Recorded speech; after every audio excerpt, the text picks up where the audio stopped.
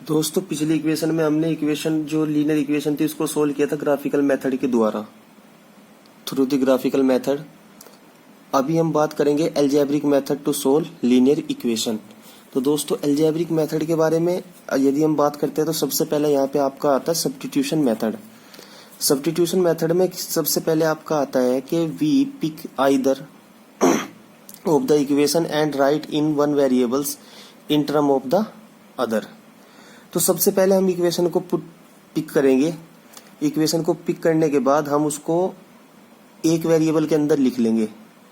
मतलब ये तो हम कह सकते हैं कि हम एक वेरिएबल के अंदर उस इक्वेशन को लिख लेंगे और जो उसका बाकी का वेरिएबल होगा या बाकी का कांस्टेंट होगा वो एक साइड कर देंगे। उसके बाद देन दिस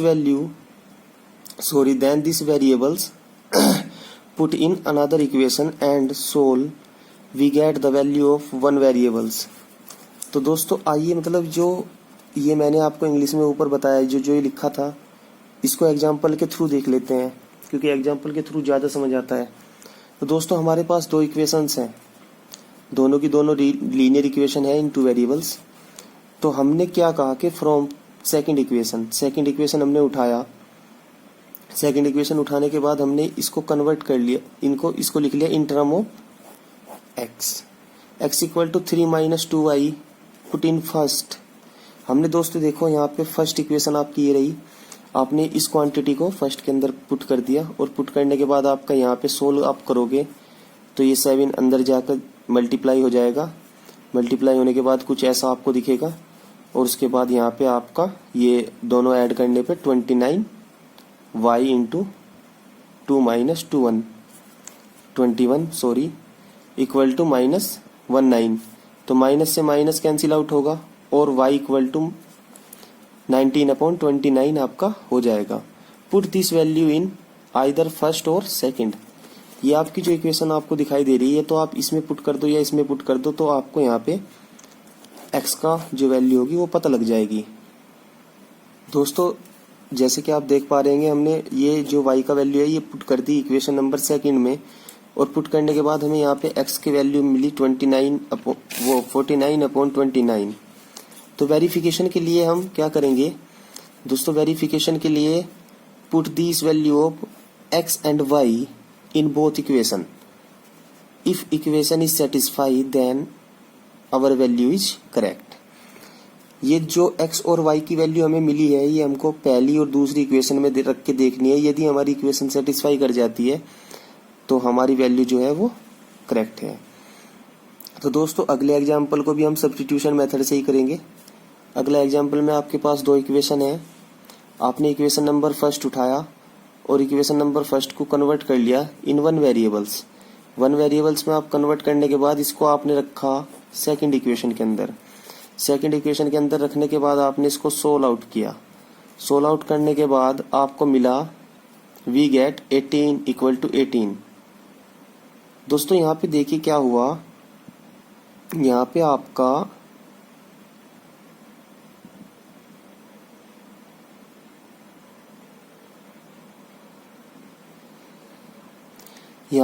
क्या हुआ, this statement is true for all value of y। We do not get a specific value of y as a solution, hence equation is consistent and infinite many solutions. तो दोस्तों यहाँ पे आपका क्या हुआ कि यदि ये इक्वल आ जाता है आपका, मतलब इक्वेशन तो सेटिस्फाई हो रही है पर हमें कोई एग्जैक्ट वैल्यू नहीं मिल रही y की जिसको हम उस इक्वेशन का सॉल्यूशन कह सके।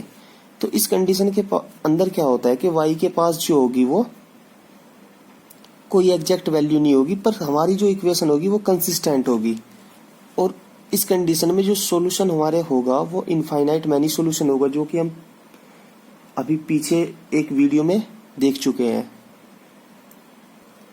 दोस्तों इसी टाइप का एक अगला एग्जांपल हम लेंगे। हमारे पास दो इक्वेशन है, इसको भी हम सब्स्टिट्यूशन मेथड से करेंगे। फर्स्ट इक्वेशन हमने उठाया और फर्स्ट इक्वेशन उठाने के बाद हमने इसको x में कन्वर्ट करने के बाद हमने इसको सेकंड इक्वेशन के अंदर पुट किया। सेकंड इक्वेशन के अंदर पुट करने के बाद फिर एक ऐसा केस अराइज होता है कि यहाँ से 4x ये जो 4y है माइनस के, ये इसको कट कर देता है, तो यहाँ से y की टर्म तो आपकी कैंसिल आउट हो गई, और यहाँ पे आपका जो बचता है आपका ये बचा, तो -4 can not be equal to 0।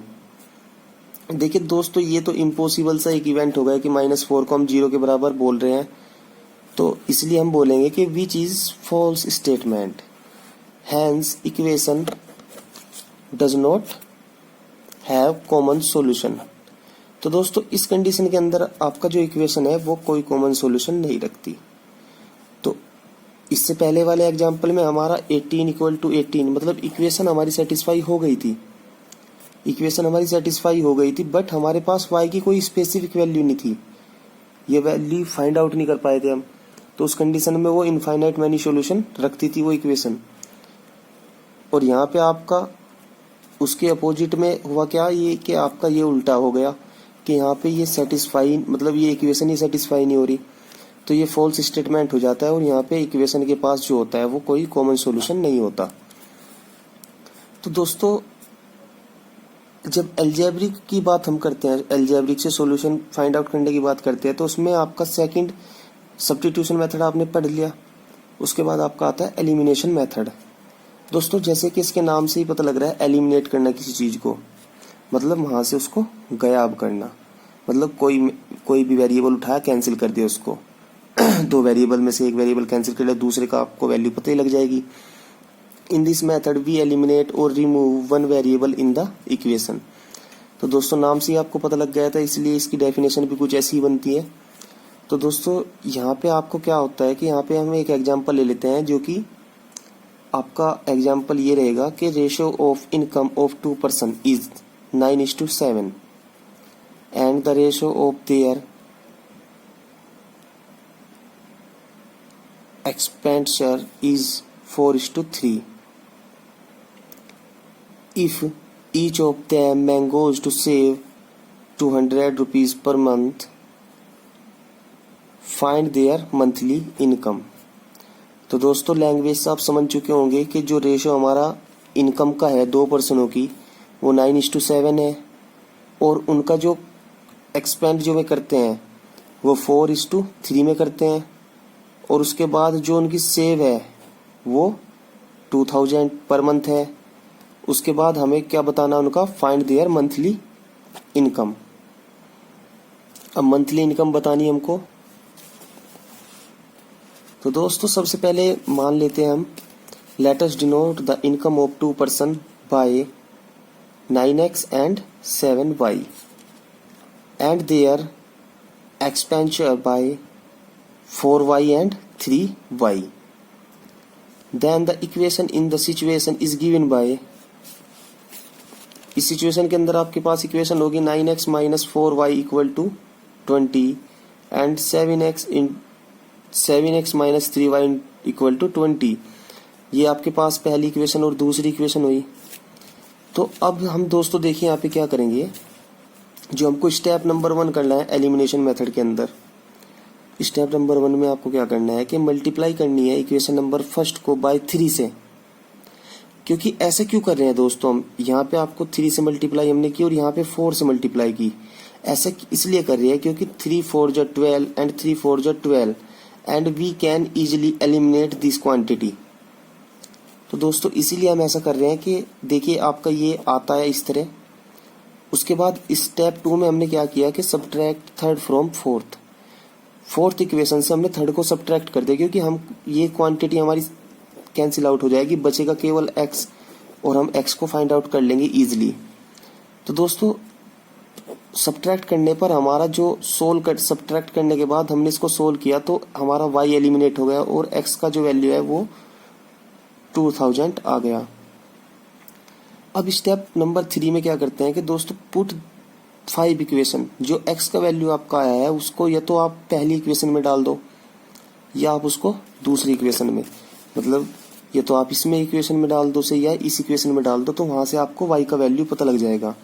तो हमने ऐसे ही किया, हमने पहली इक्वेशन में डाला तब हमारे पास y का वैल्यू जो आया वो 4000 आया। तो दोस्तों x और y की वैल्यू हमको पता लग गई, so the solution of the equation is x equal to 2000 and y equal to 4000। Hence अब हम उसकी बात कर लेते हैं मंथली इनकम जो होगी। आपको मंथली इनकम पूछी थी उसने। मंथली इनकम जो होगी आपकी वो आपकी 18,000 एंड 14। ये कहाँ से आया आपका? क्योंकि दोस्तों हमने माना था 9x एंड 7x, तो वहीं से आपका ये मंथली इनकम आई। अब पीछे यदि आपने पीछे देखा होगा जब हमने स्टार्ट किया था इस एग्जाम्पल को, तो वहां से आपका मंथली इनकम आई। अब इसकी वेरिफिकेशन कर लेते हैं। देखिए दोस्तों, मंथली इनकम हमने लिया। मंथली इनकम लेने के बाद जब हम इसको कट आउट करेंगे तो ये 9:7 आएगा।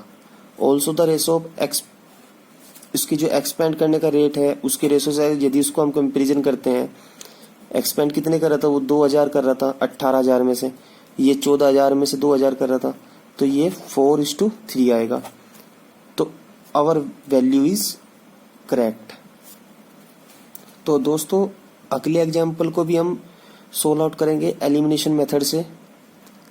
तो दोस्तों एलिमिनेशन मेथड से, क्योंकि देखिए आप यहाँ पे बहुत ज़्यादा लैंग्वेज में यदि लिखूंगा तो लैंग्वेज लिखने से होगा क्या कि एक वीडियो बहुत लंबा हो जाएगा और ज़्यादा जो कंटेंट है वो बन नहीं पाएगा और ना ज़्यादा टॉपिक कवर हो पाएंगे।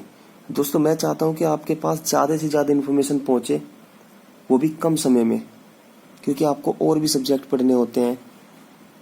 तो दोस्तों आइए बात कर लेते हैं सेकंड एग्जाम्पल की। आपके पास दो इक्वेशन है, दोनों को आपको एलिमिनेशन मेथड से सोल्व करना है। तो दोस्तों सबसे पहले ऐसा कुछ किया जाए कि आपका ये जो है एक वेरिएबल हमारा जो सेम क्वांटिटी का हो जाए, फिर सब्ट्रैक्ट करने के बाद उसको कैंसिल आउट किया जा सकता है। तो दोस्तों यदि हम इसमें 2 से मल्टीप्लाई कर दें तो ये 4 हो जाएगा, ये 6 हो जाएगा, तो मतलब ये भी सेम ये भी सेम। तो देखिए ये एग्जाम्पल मैंने क्यों लिया। अब देखिए हमारा ये 2 से मल्टीप्लाई करने पर हमारा कुछ ऐसा बना। उसके बाद जब हमने फोर्थ में से थर्ड को सब्ट्रैक्ट किया, सब्ट्रैक्ट करने के बाद हमारा कुछ इस तरह का बचा, जो कि हमारा रॉन्ग स्टेटमेंट है, क्योंकि ऐसा तो पॉसिबल ही नहीं है। तो इसलिए यदि ये रॉन्ग स्टेटमेंट है तो इसके पास नो सॉल्यूशन, इस इक्वेशन के पास कोई सॉल्यूशन आपका नहीं होगा। तो दोस्तों इस तरह के एग्जाम्पल्स क्यों मैं लेता हूँ, क्योंकि अक्सर एग्जामों में इस तरह के एग्जाम्पल पूछे जाते हैं। क्योंकि सिंपली तो कोई भी सोल्व कर लेगा, सिंपल आपको दे दिया कि एलिमिनेशन मेथड से करो तो आप तो कर ही दोगे उसको, क्योंकि आपने एलिमिनेशन मेथड पढ़ लिया, या सब्स्टिट्यूशन मेथड से आपको कहा जाए तब भी आप खरीदोगे। तो इसीलिए इस तरह के एग्जाम्पल जो होते हैं वे दिए जाते हैं। तो दोस्तों आइए अगले एग्जाम्पल की ओर बढ़ चलते हैं। तो आपका है कि sum of the 2 digit number and the number obtain by reversing the digit is 66। तो दोस्तों समझ पा रहे होंगे कि सम जो हमारा है 2 डिजिट नंबर का, और जो नंबर ऑब्टेन हमें मिल रहा है रिवर्स करने के बाद उन डिजिट को, वो मिल रहा 66, मतलब 66। If the digit of 2 number differ by 2, digit जो यदि हमारी 2 नंबर डिफर बाय 2 है, find the number and how such number are there. तो दोस्तों बात कर लेते हैं इसकी सॉल्यूशन की। तो हम मानते हैं कि let tens and unit digit in the first number be X and Y. मतलब दोस्तों जैसे यदि हमारा ये कुछ लिखा है तो इसे कहते हैं वंस, इसको कहते हैं टेंस, उसके बाद 100, फिर 1000, 10,000, इस तरह कुछ आता है। तो हमारा हमने माना कि जो टेंस है और हमारा जो यूनिट है वो एक्स और वाई हमने मान ली। तो दोस्तों फर्स्ट नंबर जो हमारा होगा वो 10x प्लस वाई होगा। कैसे, एग्जाम्पल में देख लेते हैं। यदि हम 56 को लिखना चाहे तो हम लिख सकते हैं 10 इंटू 5 प्लस 6। ये 56 को लिखने का तरीका आपका है। तो दोस्तों ये आपको समझ आया ये कहाँ से मैंने लिया। उसके बाद हम कहते हैं कि when the digit is reverse, यदि हमारी डिजिट रिवर्स हो जाएगी तो x become unit and y become 10 digit. ये आपका उल्टा हो जाएगा, क्योंकि x तो आपका यूनिट बन जाएगा और ये 10 बन जाए, y हमारा 10 बन जाएगा। तो इस कंडीशन में आपका इस तरह लिखा जा सकता है। एग्जाम्पल के थ्रू हम देख लेते हैं। यदि हम 56 को रिवर्स करेंगे 65 बनता है आपका, और 65 को लिखने का जो तरीका आपका ये रहेगा। तो दोस्तों बात कर लेते हैं according to the question. Question में हमने कहा गया कि सम मतलब 20 और रिवर्स करने के बाद इतना, वो 66 के इक्वल है। बस आपको यहीं पर ये चीज़ ध्यान देना था। यहाँ पे आपने देखा ये 66 के इक्वल है। अब इसको बस सोल्व करना है। दोस्तों इसे सोल्व करने के बाद हमारा कुछ ऐसा बनता है और उसके बाद यहाँ पे x plus Y equal to 6 आता है हमारा फर्स्ट इक्वेशन। और हमें उस क्वेश्चन के अंदर एक बात दे रखी कि हमारा जो डिफरेंस हमारा है, जो डिजिट है वो डिफर बाय 2 है, मतलब x minus Y equal to 2 है या y minus x equal to 2 है। क्योंकि दोस्तों ये नहीं दिया गया कि आपका उसमें वहां पे ये नहीं दिया गया कि ये तो स्पेसिफाई करता कि x minus Y equal to 2 है या y minus x equal to 2 है, इसलिए हम दोनों केस को हैंडल करके चलेंगे। तो दोस्तों अब हम कहते हैं कि यदि x minus Y equal to 2 है तब हम सोल्व करेंगे x minus Y equal to 2 इस इक्वेशन को और फर्स्ट इक्वेशन को। तो सोल्व करने के बाद दोस्तों हमारे पास x और y का वैल्यू मिल जाएगा, क्योंकि आप बहुत सारे मेथड पढ़ चुके हैं। एक सब्स्टिट्यूशन मेथड आपने पढ़ा, उसके बाद आपने एलिमिनेशन मेथड पढ़ा, तो दोनों से आप ऐसा कर सकते हैं दोस्तों। तो दोनों से आपने ऐसे किया तो आपको x और y का वैल्यू पता कर लिया आपने। इस केस के अंदर आपका x और y का वैल्यू पता होने के बाद इन दिस केस हमारा जो tan x प्लस वाई जो हम लेके चले थे, यहाँ पे x और y की वैल्यू हमने लगाई तो यहाँ पे हमें मिला 42। अब बात कर लेते दोस्तों कि y minus x equal to 2 हम लेके चलते हैं, तब हम सोल्व करेंगे थर्ड इक्वेशन को और फर्स्ट इक्वेशन को, जो कि आपकी इस प्रकार होगी। उसके बाद दोस्तों इसको भी सोल्व करेंगे कैसे, सिंपली जैसे हमने वहां पे एलिमिनेशन में किया था या हमने सब्स्टिट्यूशन में किया था। तो एलिमिनेशन हमने यहाँ पे लगाया कि हम दोनों को ऐड कर दिया और ऐड करने के बाद आपका ये और ये कट गया, y का वैल्यू मिली y इक्वल टू 4। तो दोस्तों y इक्वल टू 4 पुट कर दिया हमने फर्स्ट इक्वेशन में, हमारा मिला x इक्वल टू 2। तो दोस्तों इस केस के अंदर हमारा tan x प्लस वाई हमारा आएगा 24। सोल्व करने के बाद 24 बना। तो दोस्तों दोनों के दोनों नंबर हमारे पास आ गए, एक आया हमारे पास 24, एक आया 42 जो पीछे आया था। वेरीफाई करने के लिए दोस्तों हमने किया कि 42 और 24 को ऐड करने के बाद हमारा 66 आता है। और यदि हम 4 माइनस 2 करें तो डिफरेंस हमारा 2 आता है दोस्तों। आल्सो हमारा क्या है कि 2 4 प्लस 4 2 को ऐड करने पे 66 आएगा, और यहाँ पे भी आपका 4 माइनस 2 इज 2। तो ये आपका जो होता है ये वेरीफाई हो जाता है आपका क्वेश्चन कि हमारा जो वैल्यू आई है वो बिल्कुल करेक्ट आई है। तो दोस्तों लास्ट में बात कर लेते हैं हम क्रॉस मल्टीप्लिकेशन मेथड की। तो दोस्तों क्रॉस मल्टीप्लिकेशन मेथड को पढ़ने से पहले हम थोड़ा आपको एक इसका डेरिवेशन कराते हैं। दोस्तों क्रॉस मल्टीप्लिकेशन मेथड जो है आपका रहेगा वो अगले लेक्चर में रहेगा, क्योंकि वीडियो बहुत लेंथी हो जाएगी, इसलिए इसको हम अगले लेक्चर में आपको बताएंगे। तब तक के लिए दोस्तों वीडियो अगर आपको अच्छी लगी है तो लाइक और सब्सक्राइब कर दे चैनल को, और अपने फ्रेंड्स के साथ भी वीडियो को शेयर करें ताकि वे लोग भी कुछ नया सीख पाए। और आप ज़्यादा से ज़्यादा टॉपिक के बारे में अपने फ्रेंड्स से भी डिस्कस कर सकते हैं, और जो चीज़ आपको नहीं समझ आ रही है वो आप कमेंट बॉक्स में पूछ सकते हैं, और वहाँ पे आपको मेरा व्हाट्सअप नंबर मिल जाएगा। आप मुझे वहाँ पे पर्सनली व्हाट्सअप भी कर सकते हैं और पूछ सकते हैं कि जो आपको समझ नहीं आ रहा दोस्तों। तब तक के लिए दोस्तों देखते रहिए हमारा यूट्यूब चैनल। धन्यवाद।